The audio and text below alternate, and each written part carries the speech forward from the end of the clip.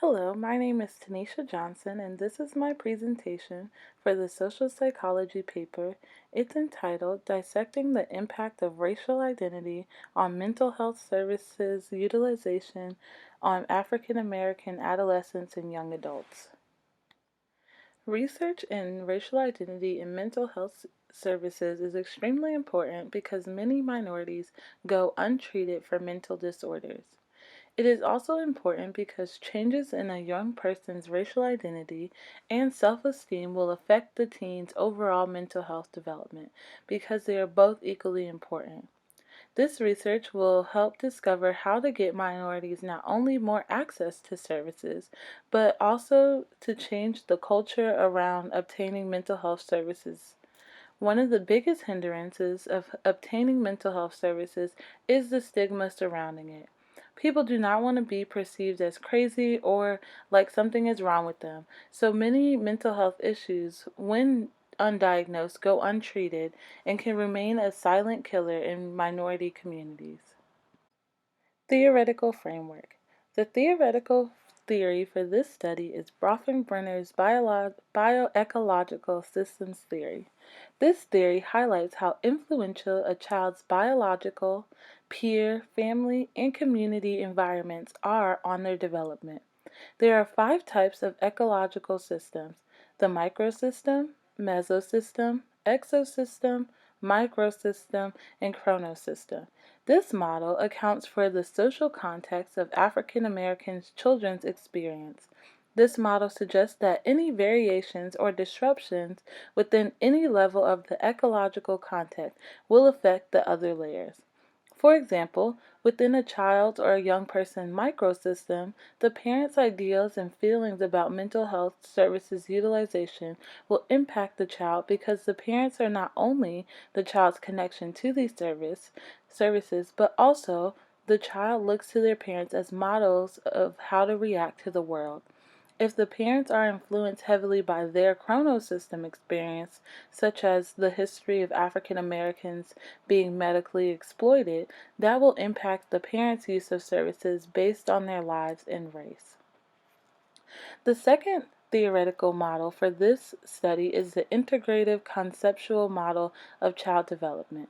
This model combines social development frameworks with socioeconomic status, ethnicity, and race as the core of the foundation of a child's development. The integrative model focuses mostly on minority children and their families' experiences with racism, discrimination, and oppression. The model works in part on the foundation that a child's family and kin acts as a buffer to the child's developmental processes. The model also stresses the importance of viewing educational and health experiences as outcomes to development rather than contributions. For example, a child is having some mental health issues such as being bipolar, and the parents prevent the child or discourage the child from seeking treatment due to past racism, prejudice, and discrimination, it would become an inhibiting environment which could cause the child to develop characteristics of being apprehensive about going to obtain mental health help. Research has shown that there is a significant disparity between Caucasian American and minority cultures in their utilization of mental health services. It shows that many factors can influence a person's decision to seek out mental health services, such as their family history, fear of shame, and their community's belief about mental health. The hypothesis of this research will explore how much racial identity, culture, and familial influences affect the utilization of mental health services. The proposed research questions for this study include: is there a disparity between students that attend predominantly white schools and those that attend predominantly black schools? How much of a student's race plays into the usage of services? What impacts students' use or lack of use of mental health services? The hypothesis of this study will center on racial identity, as well as try to identify things that are within a culture that serve as predictors of mental health services utilization. This specific study will focus on adolescents in high school and college-age young adults. This study will investigate the relationship between high school and college students' demographics, race, and family on mental health services utilization. It will be very important to acknowledge the different types of environments at the two types of high schools and colleges and universities to see if they provide enough support to students and how to enhance students' use of mental health services. This study will also demonstrate that there is a significant difference in their utilization because of their school environments, nature of their school, as well as their school involvement.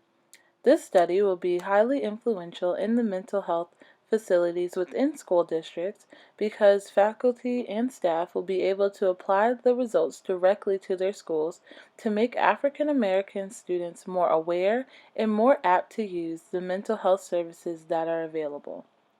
This research will also help to bridge the gap between African American students and their white counterparts in the use of mental health services. Participants: 401 African American males and females will be sampled from local high schools and colleges across the Mid-Atlantic region of the United States. Of the participants, 251 will be female and the remaining 150 will be males. 201 students will come from predominantly black schools, 100 from high school, and 101 from colleges and universities, while the residual 200 will be attending predominantly white schools, 100 participants from high school, and 100 participants from colleges and universities. The participants will all be between the ages of 13 and 24. The sample will be a convenient sample based on the location of the research team. Measures and materials.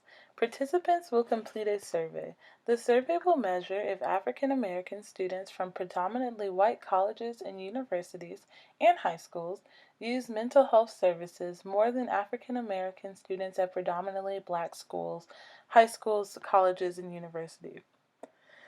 The college age survey will consist of 45 questions, 6 demographic questions, 11 questions about their high school experience, 8 questions about their college experience, 11 opinion questions, 8 open-ended questions, and 1 question to receive their incentive.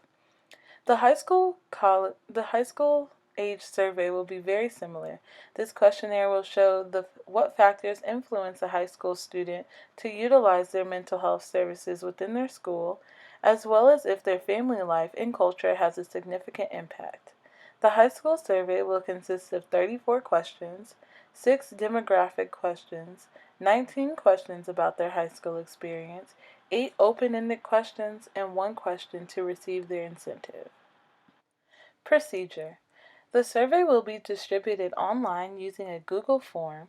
The research team will send an email to each of the high school, colleges, and universities. The email will be sent out to the person in charge of student activities or the person in charge of disseminating information to the entire student body.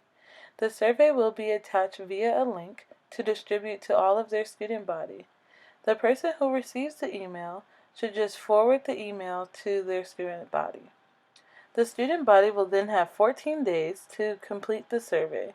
The research team will then go through all the results and collect all of the African American results and put them into their own individualized data set.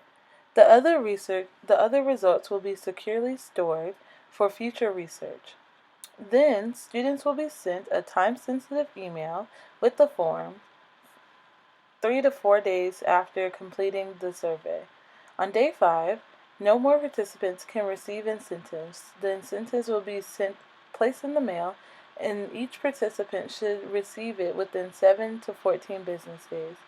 We will also provide the participants phone numbers of their respective schools' counseling centers just in case of the event of a cognitive conflict. We plan to use a one-way analysis of variance, or ANOVA, and the data will be coded using SPSS. Our predictions are that African American students that attended a predominantly white high school or college will rate race as a significant factor as as to why they did not seek out mental health services, as opposed to African American students that attended predominantly black high schools and colleges. The statistical test should yield significant data indicating that predominantly white college students are using mental health services more than the students attending predominantly black schools. It is expected that if students who went to a predominantly black high school and attended a historically black college or university will not use mental health services as much as other African American students who attended a predominantly white or predominantly black high school and went on to attend a predominantly white or a white institution for college. It is expected that we will see a trend with students who attend predominantly white high schools. They will most likely use mental health services more, as well as the amount of mental health services used between the groups should be shown with the statistical test. Also, it would show how different students of different races view their school in regards to schools that are deemed mixed or diverse. We should see that their perception of mental health use should be somewhere in between the two. Implications. As noted in the introduction, this study design will provide a unique opportunity to investigate the contributing factors of mental health utilization between people the ages of 13 to 24.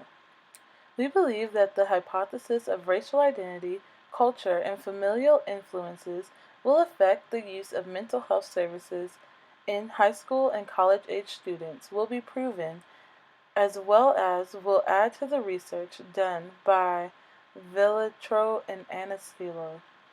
Their research shows how family plays a significant role in the utilization of mental health services in African American communities. The participants thought about their family's support of them seeking out mental health services within our studies would be tested to show that there is a meaningful correlation. This research will also extend the literature on the differences between students that attend predominantly white high schools and colleges and those that attend predominantly black high school and colleges, and their usage of mental health services. This study will demonstrate that there is a significant difference in their utilization because of their school environments, the nature of their school, as well as their school involvement. Per Barksdale, Azul, and Leaf in 2010, there are many factors that contribute to what services a young person will use. This study will also highlight that there is, in fact, a racial disparity that contributes to an adolescent's use of certain types of mental health services. Access to and utilization of mental health services are extremely important because many minorities go untreated for mental health disorders. This research will help to discover how to get minorities not only more access to services, but also change the culture around obtaining mental health services. One of the biggest hindrances of obtaining mental health services is the stigma surrounding it. The African American community is very sensitive to stigma and how their peers perceive them. Mental health influences a person's overall health and well-being, therefore must be addressed in all communities. These are my references. I know they're kind of small because there's a lot, and I hope you all enjoyed my presentation.